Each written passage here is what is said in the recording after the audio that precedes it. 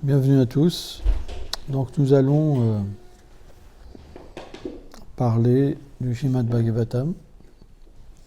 Premier chant, 9e chapitre, verset 40. Om Namo Bhagavate Vasudevaya.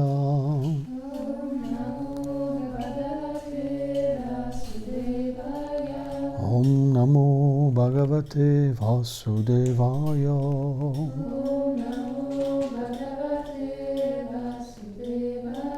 Om Namo Bhagavate Vasudevaya. Om Namo Bhagavate Vasudevaya. Lalita Gati Vilasa Vaguhasha. Lalita Gati Vilasavaguhasa.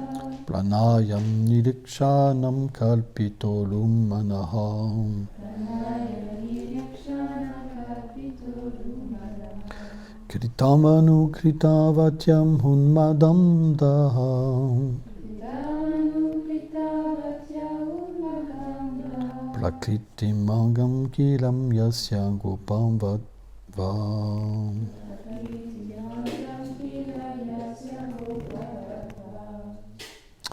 Traduction.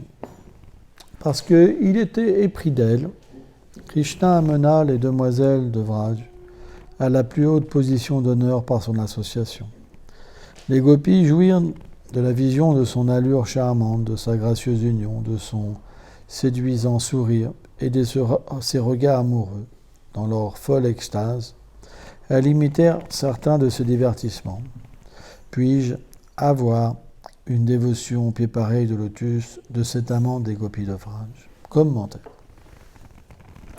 Srila Vishwanath Thakur, Srila Vishwanath Chakravarti Thakur cite Krishna. Bien que tu sembles connaître toute chose, le sentiment d'amour transcendantal que tu désires obtenir en relation avec mon divertissement de devenir le conducteur d'un char n'est réservé qu'à Arjuna. Il doit donc être compris que parmi mes associés qui ont l'amour pour ma personne, il est le plus grand. Bhishma dit, ceci n'est pas vrai. Tes chers gopis ont l'amour de Dieu, le plus élevé parmi tous tes dévots. Ils sont même supérieurs à Arjuna. Nul ne peut atteindre leur position. Le simple fait de glorifier la nature de leur amour me rendra victorieux au moment de la mort. Voici l'essence de ce verset.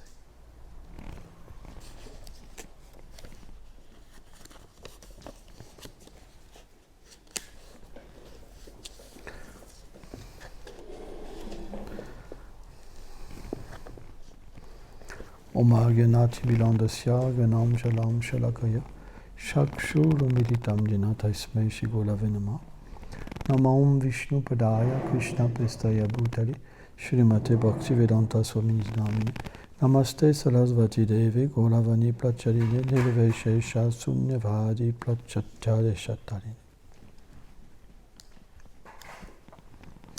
Krishna, dans la Bhagavad Gita, nous enseigne dans ce fameux verset de Bhava Bandante qu'il réciproque avec le sentiment de ses dévots. C'est pourquoi il existe différents dévots avec différents sentiments. Et dans ce cas, Krishna se sert de Bhishma Dev pour glorifier ses plus intimes associés.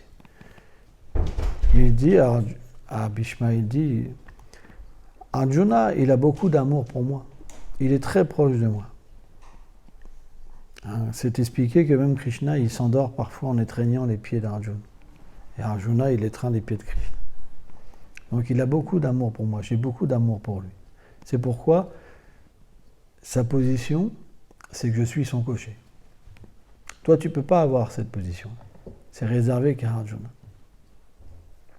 Mais Bhishma, il rétorque, il dit, en fait, il y a plus élevé qu'Arjuna. Parce que Arjuna t'étreint ses pieds, tu le considères comme ton ami. C'est vrai. C'est véritable.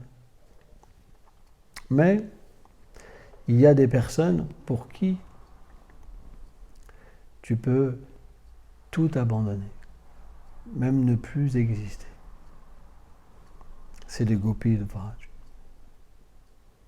C'est expliqué que s'il y a un petit vent favorable, inspiré par la puissance de divertissement de Krishna, qui effleure le corps de Srimati Radharani, qui est comme un lotus, très odorant, et qui emporte cette odeur à Krishna. Krishna se sent le plus fortuné. Il pense qu'il a atteint la plus haute fortune. C'est ça, les gopis. C'est pourquoi Vrindavan est particulier. Parce que Vrindavan, c'est là où Krishna il expose son plus grand secret. Son secret, ça veut dire, c'est caché. Avec Arjuna, il y a un peu de secret. Parce que la Bhagavad Gita, elle peut être comprise à différents niveaux. Mais la plus haute compréhension de la Bhagavad Gita, c'est que Krishna glorifie les gopis dans la Bhagavad Gita. Donc Vishwanath commence à révéler ça, dans ce passage en fait du Srimad Bhagavatam, que la véritable signification de la Bhagavad Gita, c'est que Krishna, il glorifie les gopis.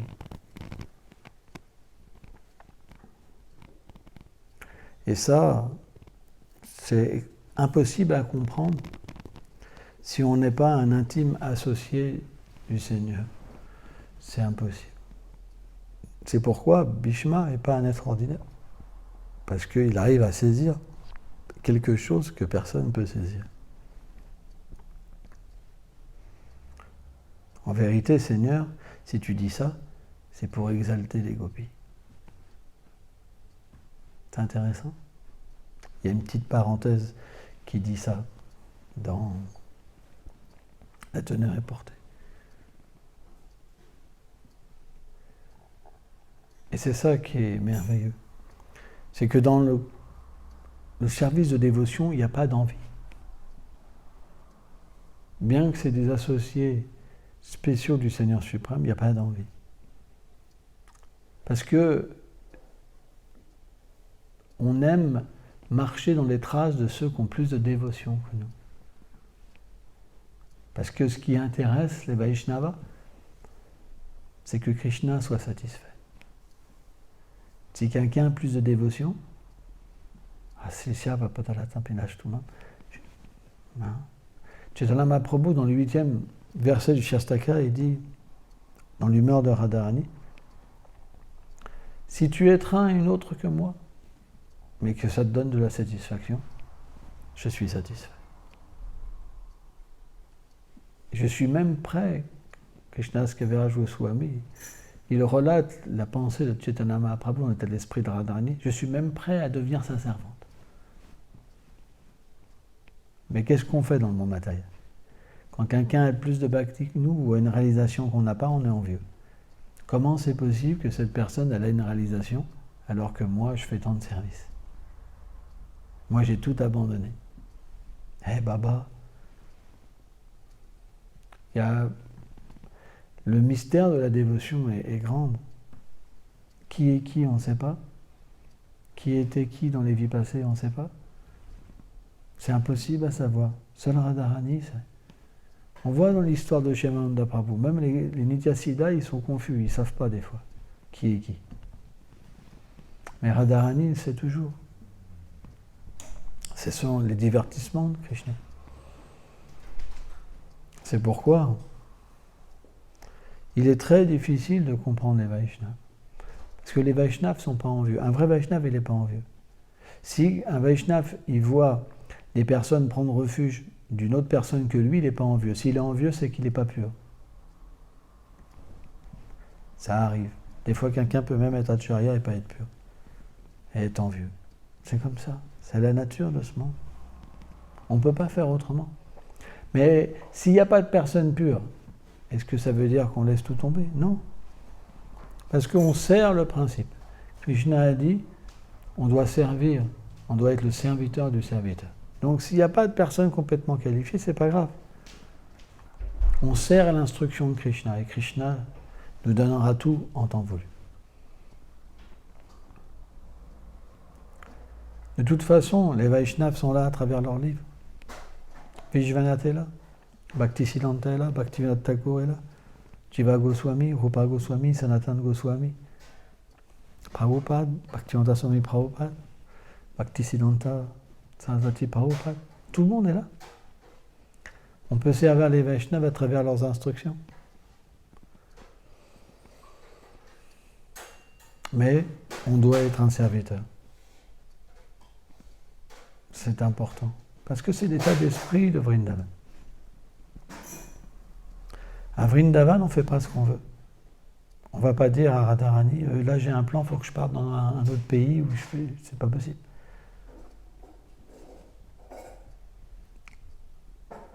Qu'est-ce que fait un disciple? Prabhupada nous a montré. Je suis les instructions de mon gourou. Et c'est la manière qu'on atteint le succès. Parce que dans le monde transcendantal, c'est que ça. On ne fait pas ce qu'on veut, on n'a pas de désir. On est simplement juste abandonné aux instructions que notre supérieur nous a données. Et toute notre vie, c'est que ça. Et on est complètement satisfait. C'est pour ça que le Vaishnava, il montre l'exemple. Prabhupada nous a montré l'exemple. Qu'est-ce que Prabhupada a fait? Il a passé sa vie à satisfaire l'instruction de son gourou. Et il a tout laissé. Tout son plaisir, toute position dans ce monde, famille, tout, amis, argent, pour satisfaire la position de son maître spirituel. C'est ça le but d'un disciple. C'est rare, c'est extrêmement rare. Les disciples comme ça, c'est extrêmement rare. Extrêmement rare. Pourquoi? Parce que c'est des associés du Seigneur. Ne pas avoir de désir matériel, qui n'a pas de désir matériel? Krishna est compréhensif aussi. Qui n'a pas de désir? Vous connaissez des gens qui n'ont pas de désir dans le monde matériel? C'est rare. On n'en rencontre pas souvent. C'est extrêmement rare. La plupart, ils sont encore attachés à la position. Ils sont glorifiés même comme des purs dévots, Bhagavad, etc. Mais il reste encore des choses en eux. C'est pas si simple. Être complètement libéré, pur, c'est extrêmement rare. Et c'est pas une offense de dire ça, parce que c'est la vérité.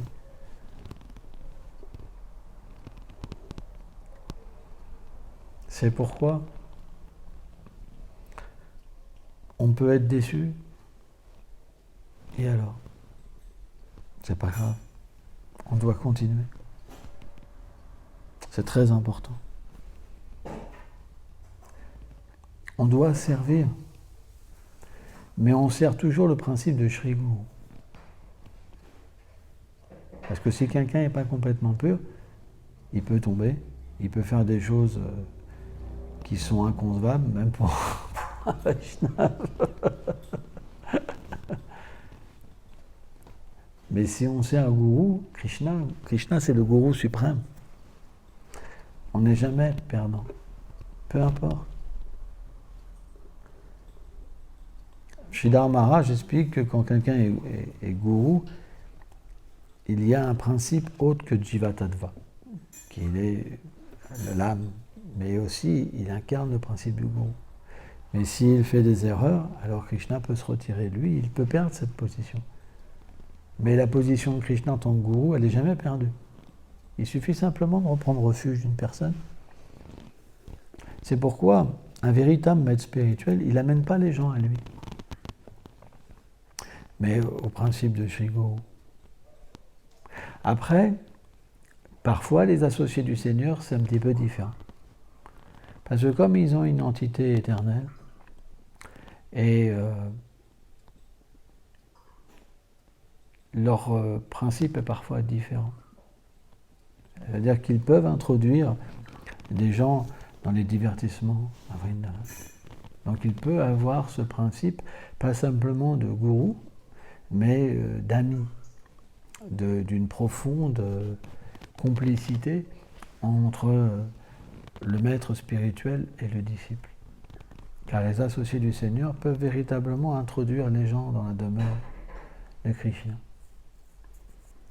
C'est véritable. Alors que quelqu'un qui n'est pas encore libéré, lui-même, il n'a pas encore accès à ce plan. Mais ça ne veut pas dire qu'on ne peut pas l'avoir. Parce que, en fait, Radha et Krishna sont dans le cœur. Les Vaishnavas sont dans notre cœur. Tout se passe dans le cœur. Et si on est sincère, même si le gourou n'est pas complètement qualifié, on reçoit de l'aide pour avoir la qualification. De toute façon, ce monde matériel ne donne que l'illusion. Imaginez, ça fait des milliards de vies qu'on fait la même chose. Et on recommence encore et encore. Vous savez ce que c'est? L'attraction pour hommes et femmes, et l'union, les enfants, la vie de famille. Et on continue constamment. Prahlad Maharaj, il va même dire de manger son propre vomi. C'est quelque chose qu'on a déjà fait. On n'a pas besoin de le refaire parce que ça a été l'échec. Peu importe ce que vous faites, au moment de la mort, tout sera perdu. Mais on ne peut pas s'empêcher de recommencer. C'est expliqué, c'est comme le désir pour la vie de famille, le Bhagavatam est dit, c'est comme un pot qui a un goût de brûlé. Quand vous cuisinez dedans, il y aura toujours le goût de brûlé. Vous comprenez? Donc il faut véritablement enlever du pot cette odeur de brûlé. Si vous cuisinez avec un fond brûlé, il y aura toujours le goût de brûlé. Donc on doit se libérer de cet attachement. C'est le but. Krishna a dit, celui qui peut se libérer de cet attachement, il peut seul m'obtenir. Parce que cette concupiscence, Kamaesha, elle est finalement cet amour de Dieu qui est inversé. Cet attrait qu'on a pour un homme et une femme, c'est simplement l'amour de Dieu qui est inversé. Quand on aime quelqu'un, c'est l'amour de Dieu qui est inversé. C'est ce voile, en fait, qui nous empêche d'aimer Krishna. Donc si on cultive ça, on s'éloigne en fait, du Seigneur suprême. C'est pourquoi, dans notre philosophie, on accepte de se marier pour se détacher. C'est comme un pacte. À l'instant même, Prabhupada dit qu'on se marie, on se détache. On cède pour se détacher complètement de la matière. C'est pourquoi le but d'un homme, c'est pas de rendre sa femme une femme, et le but d'une femme, c'est pas de rendre son homme un homme. C'est de le libérer d'illusion. Sans ça, c'est l'échec. Si vous avez un corps d'homme, de femme, et que vous êtes attaché à un homme, vous reprendrez un corps d'homme, et vice-versa. C'est le piège de Maya. Toutes nos écritures expliquent ça. Lisez les livres de Prabhupada. Prabhupada, il raconte ça du début à la fin. Pourquoi il dit ça? Parce qu'il explique que tant que cette épine n'est pas sortie, en fait, on ne peut pas progresser. C'est pas possible. C'est pour ça qu'une des offenses au Saint-Nom, c'est de chanter avec une conception corporelle. Et c'est pas facile de se détacher de ça. Pour s'en détacher, il faut avoir un désir sincère d'obtenir Krishna. Et ça vient à travers la déité. Parce que, au début, on n'a pas la pureté pour s'attacher à Krishna. C'est pas possible. À moins d'avoir cultivé la bhakti depuis des vies et des vies. Mais pour les êtres du commun, Krishna vient sous la forme de la déité. Et c'est notre Krishna qui vient. C'est pourquoi on doit s'attacher à la déité. Si on s'attache à elle, Krishna nous enlèvera tous nos désirs matériels, toute notre identification encore. Mais si on ne s'attache pas au service de la déité, alors naturellement on n'est jamais satisfait. On s'ennuie dans ce monde, il manque quelque chose. Et Maya vient. Elle vient nous servir sur un plateau tout ce qu'il faut pour nous égarer. C'est la nature de ce monde. Maya, elle a fait ça des milliards de vies, elle continuera. C'est son job. Son job, c'est de nous tester pour nous égarer. C'est le job de Maya.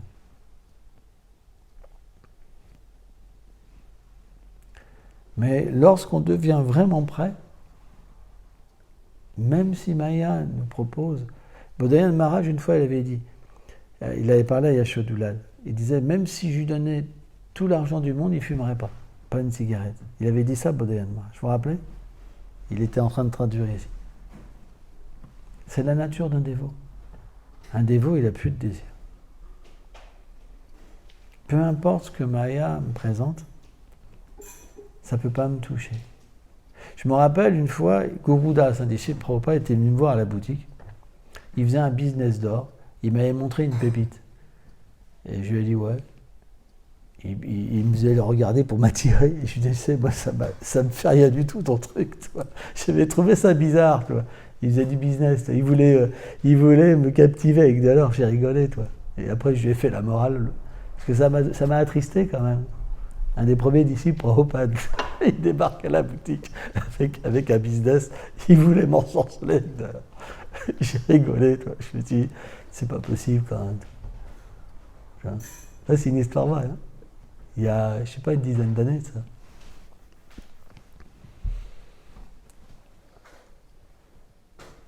Tout est misérable dans ce monde.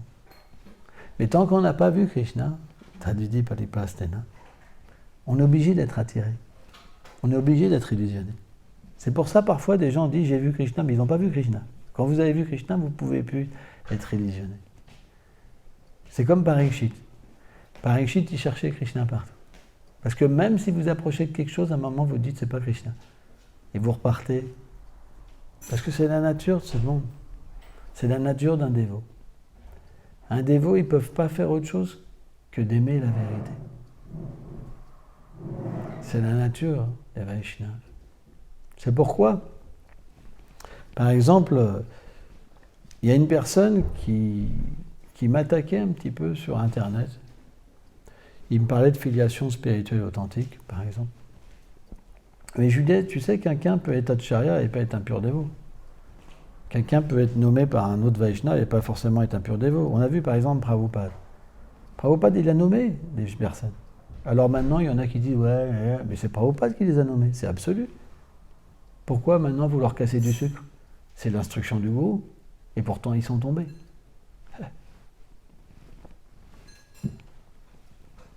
La plupart, ils sont tombés. C'était l'instruction de Prabhupada. Krishna dit, celui qui m'a vu, pas celui qui a reçu un ordre, celui qui a reçu une autorisation d'être gourou, celui-là qui m'a vu, il est qualifié. C'est ça la qualification. Celui-là, il peut expliquer qui est Krishna. Et il peut donner Krishna. Il peut amener quelqu'un au monde transcendantal. Et c'est rare.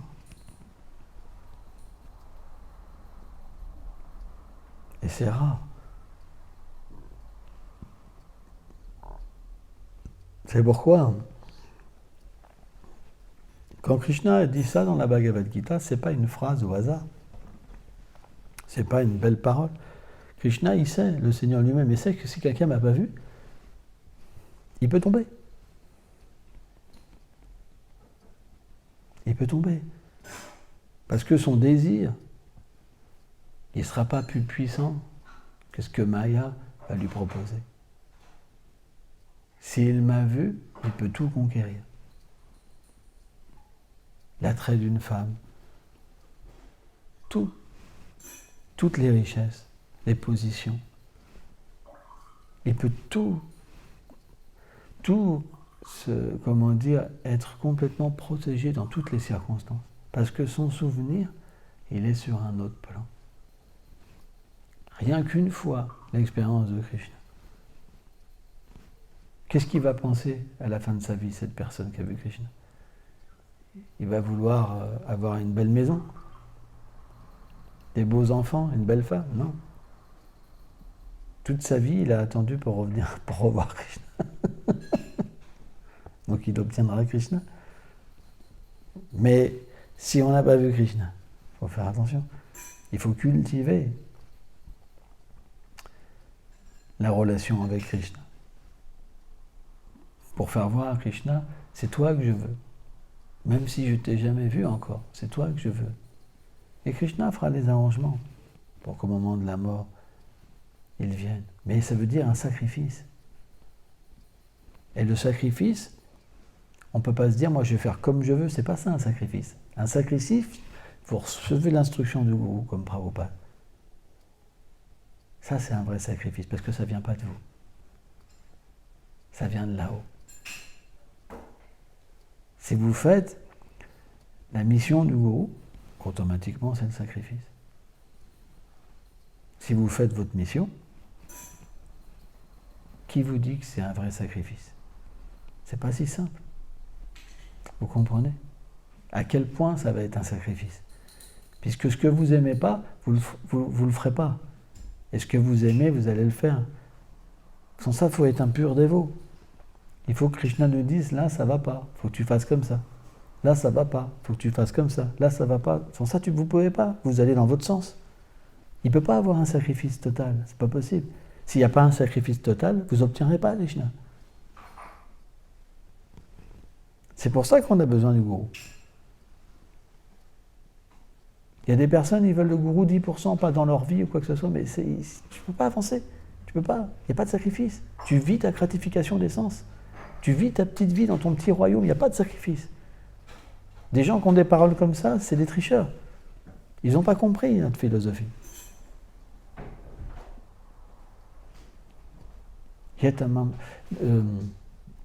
Krishna, Savadamam Paritaja, Krishna dit, il faut s'abandonner à moi complètement.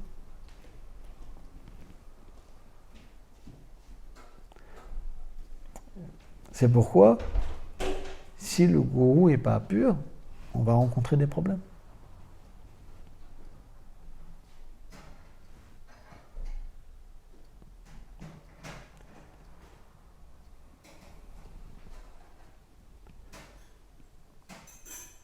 Ça veut dire quoi, pur? Ça veut dire que Krishna peut parler à son dévot et lui expliquer sa volonté. Et ça veut dire aussi qu'il y a une interrelation avec la mission du maître spirituel. C'est pas que le gourou, il fait ce qu'il veut avec n'importe qui. Krishna est là. Krishna lui dit, fais ci, fais ça, fais ci. S'il va trop loin, il peut se faire reprendre. C'est comme ça. C'est la nature de Krishna. Krishna, c'est le gourou, c'est lui le gourou. Tout le monde est son serviteur. Radharani est la servante de Krishna. Lalita est la servante de Krishna. Subal, serviteur de Krishna. Sridham aussi. Nanda Maharaj aussi, Maya Yashoda aussi. Même s'ils ont des rôles de supérieurs, ils sont là pour Krishna. Tout le monde est là pour Krishna. Tout émane de Krishna, tout est pour lui et par lui.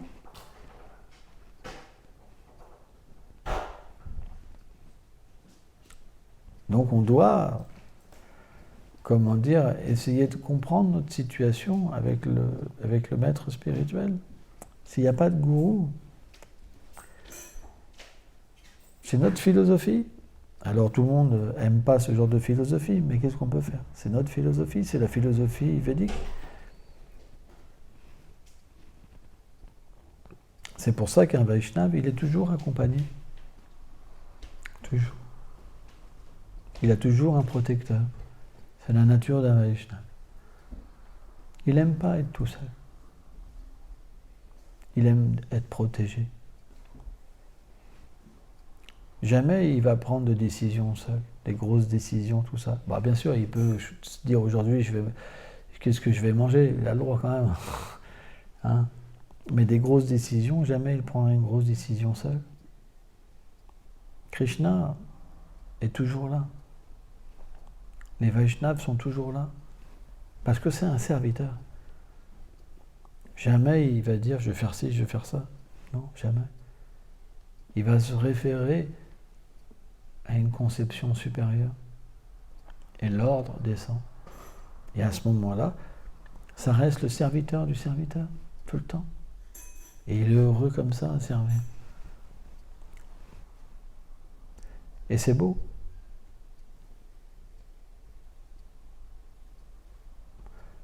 Qu'est-ce que c'est un temple? Un temple, avant tout, ça veut dire vivre avec le rythme de la déité. Si vous venez au Mangolati, vous êtes heureux.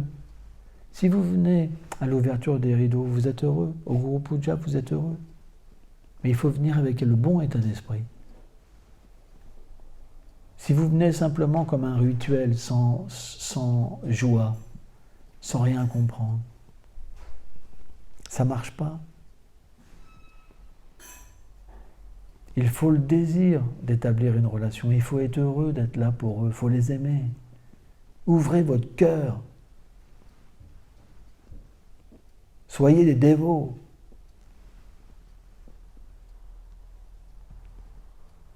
C'est pas compliqué. Essayez de danser. Vous verrez, l'extase vient tout de suite. Frappez dans vos mains. Rupa Goswami dit, tous les péchés s'en vont. Pourquoi vous n'avez pas de foi?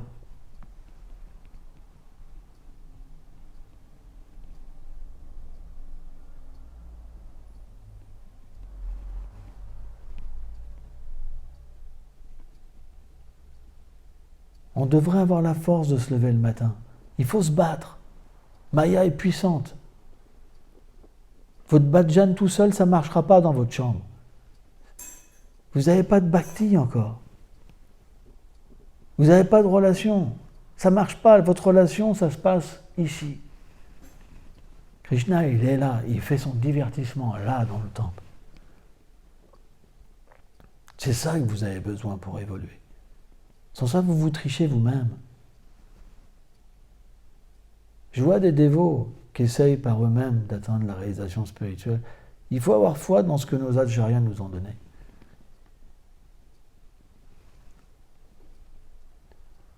Le programme que Prabhupada nous a donné, il est parfait.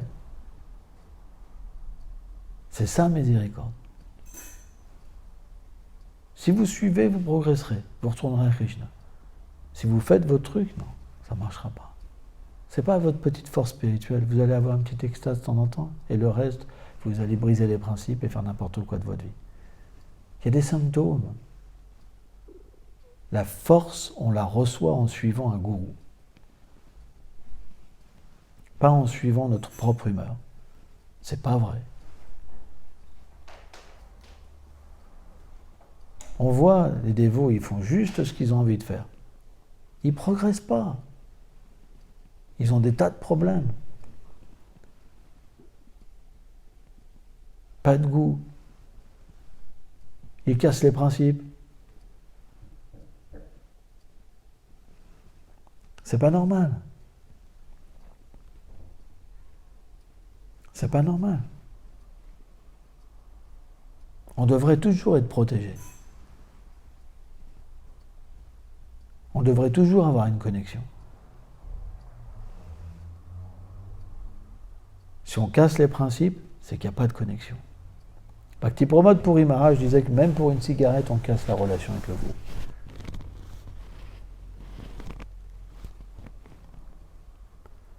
Je me rappelle, Param Gati Maharaj, une fois dans une classe, il disait, il y a des gens qui disent, j'ai fait un rêve avec Krishna, j'ai fait ceci, j'ai fait cela, mais on voit après leur vie, ils font n'importe quoi derrière.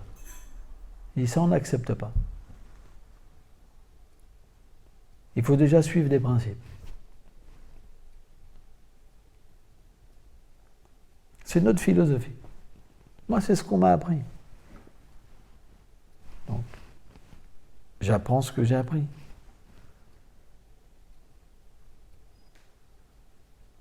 Par exemple, l'intoxication, ça enlève l'austérité, de dépasser notre condition.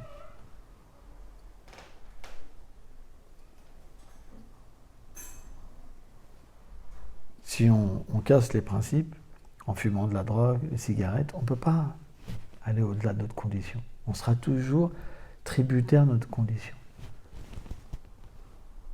C'est très sérieux, les principes régulateurs. C'est une science, vraiment. Parce que si on casse les principes, on est toujours influencé par l'ignorance et la passion. Si on suit les principes régulateurs, on peut se hisser à la vertu. C'est pourquoi Prabhupada, il voulait qu'on suive les principes. Maintenant, les dévots, ils ne suivent même plus les principes régulateurs. Mais c'est pas ça. C'est pas Prabhupada.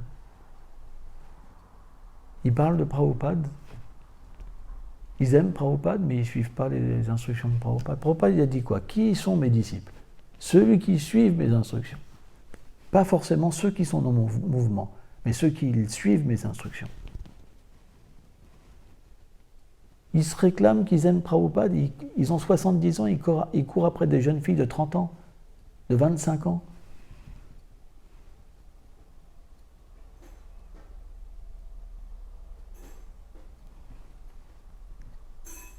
C'est pas ça que Prabhupada nous a enseigné.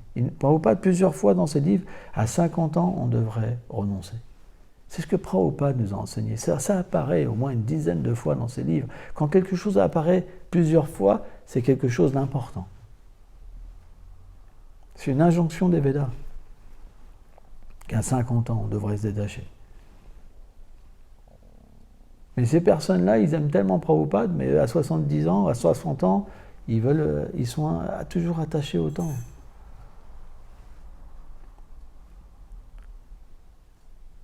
Quand on a la miséricorde de l'Acharya, on se détache. Et après, comment dire, chacun reçoit une miséricorde particulière. Mais il y a au moins le sacrifice. Notre vie, c'est un sacrifice. C'est ça la beauté de notre vie. Et Prabhupada en parle quand Brahma a dû effectuer au début de la création les austérités. Il dit ça c'est le cœur.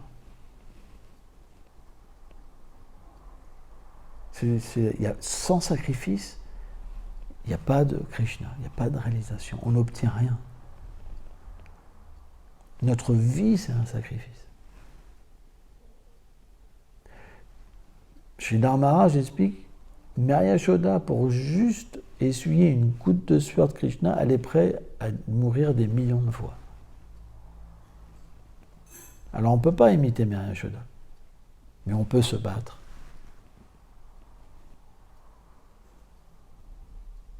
Et être fixe. Et donner notre vie. Ça, c'est noble. Comme un guerrier. Ne plus être faible. Quoi qu'il se passe, je serai fixe. Comme un guerrier sur un champ de bataille. Jamais je reculerai. Je garderai ma position.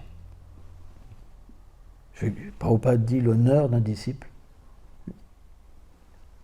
c'est porter les instructions du gourou sur sa tête. C'est ça un vrai disciple. C'est rare. Mais si vous faites ça, vous atteindrez le succès. Tout vous sera donné. Toute la force vous sera donnée. Même si vous êtes testé, c'est pas grave. Mais à un moment, la miséricorde viendra. C'est ça que Prabhupada nous a montré. Et ça, on peut le faire tous avec nos moyens. Mais pas tout seul.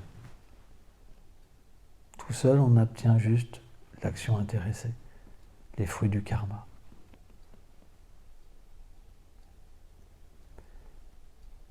C'est pourquoi on a besoin de servir les Vaishnavas. Parce que les Vaishnavas, ils ont cette qualification. Et leur engagement dans le service de dévotion nous permet de faire des activités liées à la dévotion.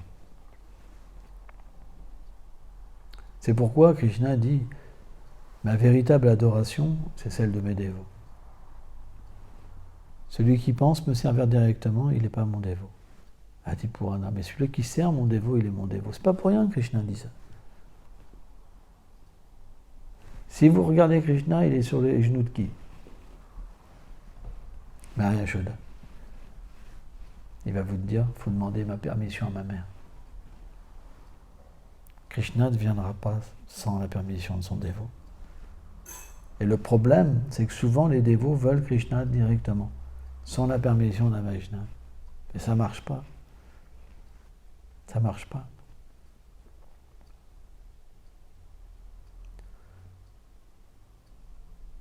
On obtient Krishna en suivant les enseignements des acharyas.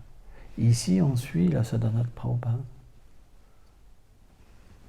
On ne suit pas un truc inventé. Dans les moindres détails, c'est ce que Prabhupada nous a donné. On chante les chants de Prabhupada, comme à Vrindavan. Ça veut dire qu'on chante le samsara avec Prabhupada, Vibhali Shesha avec les déités, Nishingadev, le matin, Tulasi, les hommages aux Vaishnavas, etc. Donc, on n'invente rien. Si on inventait quelque chose, ce serait fini. On n'est pas des fous. On veut juste servir. Rien inventer. Et ça, c'est du sûr. Dès que les gens font leur truc, c'est fini. Les problèmes viennent. Leur vie, elle est difficile. Et à la fin, qu'est-ce qu'ils font? Les gens, ils courent pour l'argent, même les dévots, ils courent pour gagner de l'argent. Alors que la vie, il leur reste peut-être 10 ans, 15 ans à vivre, 20 ans, 5 ans. C'est pourquoi sacrifice, ça veut dire intelligence. Au fur et à mesure qu'on a, notre vie est un sacrifice, au fur et à mesure, on reçoit l'aide de Krishna à l'intérieur de nous-mêmes, la connexion. Et ce qu'on fait à l'extérieur, quelque part, c'est inspiré de l'intérieur. On se souvient, par l'intelligence que Krishna nous donne, de notre condition, de notre relation avec lui et ses dévots. Et à ce moment-là, on peut travailler, ce n'est pas un problème. Mais s'il n'y a pas ça, quelle est la nature de notre travail? Est-ce que c'est de la bhakti? C'est pas si simple. Alors bien sûr, Rupa Goswami nous a dit, si vous donnez 50%, c'est de la bhakti. Mais on peut aussi travailler avec une conscience pure. On peut faire toutes les choses avec une conscience pure. Quand on est un dévot établi, on fait tout pour le plaisir de Krishna. On n'a plus besoin de rien, juste de plaire à Krishna. Peu importe où on est, peu importe dans quelle situation on est là pour lui. On n'est jamais touché par la situation. On prend l'exemple d'un lotus, il pousse dans l'eau et pourtant le lotus, il n'est pas touché par l'eau. De la même manière, si vous servez Krishna à travers l'instruction de Gourou, vous êtes protégé. Ce n'est pas une question de lieu ou d'endroit. C'est une question de conscience. Vrindavan, c'est une question de conscience. Par exemple, quand vous allez à Vrindavan, les Vrajabasi vous disent, si vous sortez de Vrindavan, c'est fini, il n'y a plus Krishna. Mais ça, c'est complètement inventé. Vrindavan, c'est pas local, c'est dans le cœur, c'est une conscience.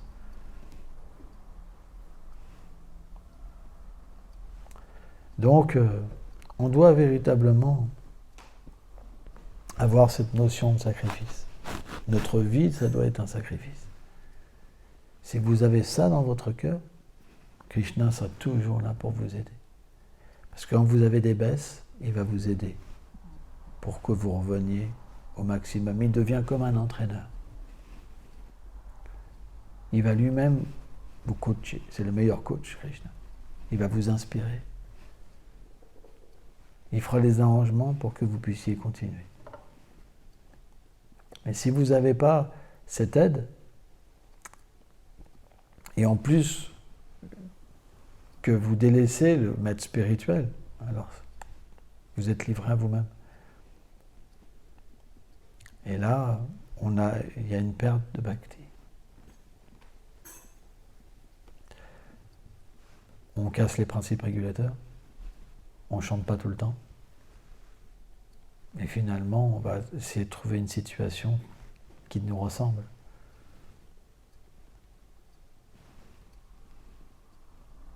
Mais ça n'a pas dit qu'on va obtenir le succès. C'est pourquoi on doit avoir un sacrifice. Même si Maya nous teste, qu'elle vienne me tester. Mais Krishna me protégera. Que peut faire une cigarette, un verre d'alcool, une femme, un homme? Il ne peut pas me faire tomber parce que Krishna me protège. C'est ça la conviction d'un dévot. Quelqu'un qui s'est sacrifié, Krishna le protégera.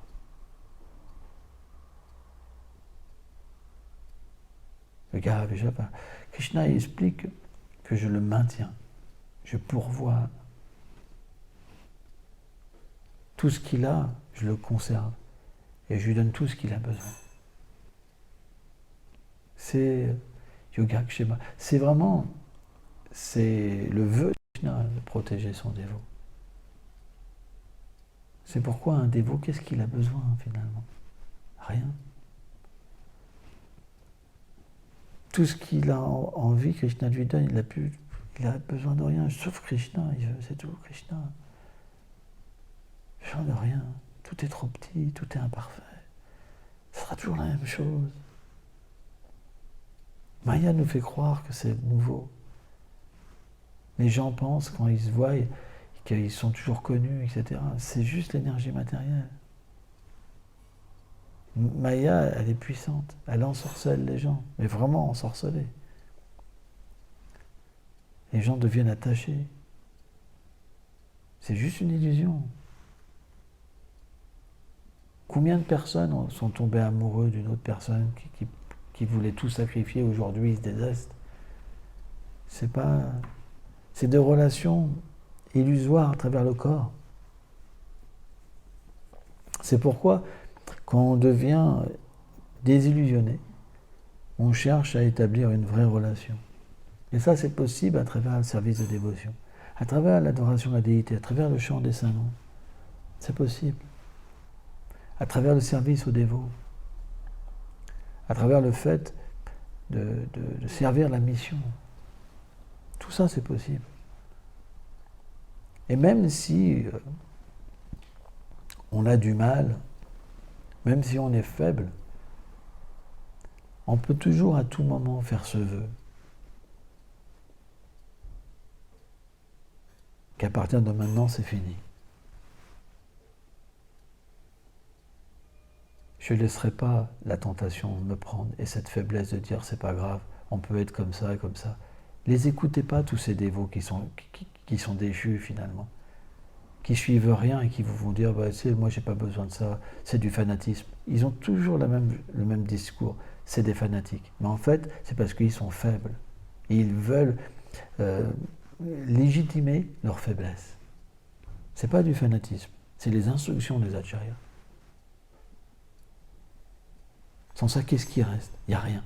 C'est votre voix. C'est pas la voix de nos acharyas. Et c'est plus authentique, la vie. La vie ne portera pas des vrais fruits. Et c'est vrai que quelqu'un qui n'est pas strict, il va trouver ça charmant. Bah oui, après tout, ça c'est une belle vie pour moi. Je peux continuer à casser les principes régulateurs, on n'a pas besoin, c'est des fanatismes, tout ça. C'est pas comme ça.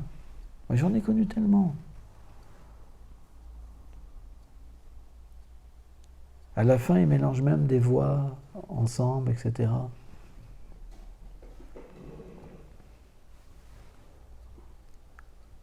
On doit véritablement garder au moins le chant, les mantras, les principes régulateurs.